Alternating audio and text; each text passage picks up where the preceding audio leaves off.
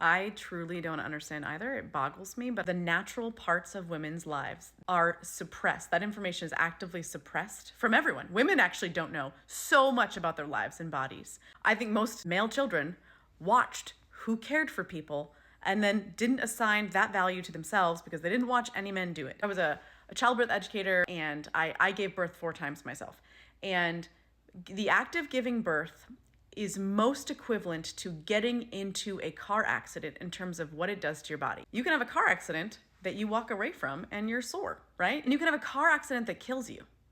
You can have a car accident that you don't walk away from. You're alive still, but you don't walk away from it. And birth has the same level of variable outcomes.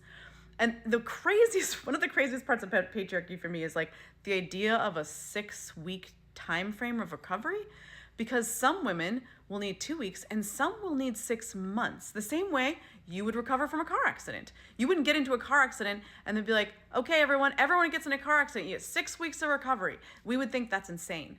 We should apply the rules of recovery to the severity of the injuries. But somehow in birth, we don't do that. It's so harmful to women and so harmful to children. I'd say that the first birthing experience that you had was catastrophic in terms of like how much pain you were in. The damage that was done. And I saw that pain, and I asked you, how can I help, or do you need help? And I didn't realize at the time that like asking you to spell out all the things is still mental labor. I didn't get that. But you also, I think, like have been told to uphold patriarchy as well, to say that you needed to be self-sufficient and that like you weren't supposed to accept help. I think all genders are told that. Like if you need to ask for help, somehow you're weaker or less than. Mm-hmm. But in addition, I read probably 10 books about birth before I had my first baby. And some of them didn't discuss postpartum at all. And one of them I was really trying to find hard, like what do I need to thrive in postpartum recovery? One had a single paragraph where it said, you may experience some soreness and discomfort after birth, which if you've ever had a baby, that's like saying after a nuclear bomb that you may experience some radiation.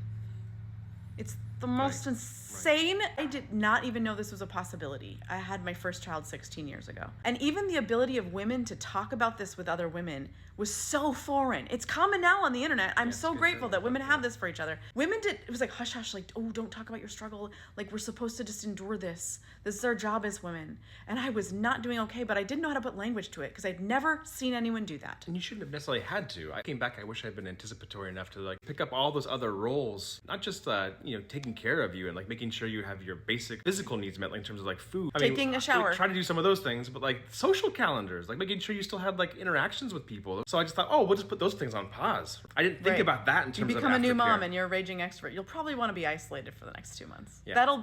That's a great recipe for your mental health. But that's compounded further on. Like for my super, super stressful job, it's supposed to be centered on families and children. 3 days to try to support you before I had to go back to doing what I was doing. That's insane. It's a rigged system.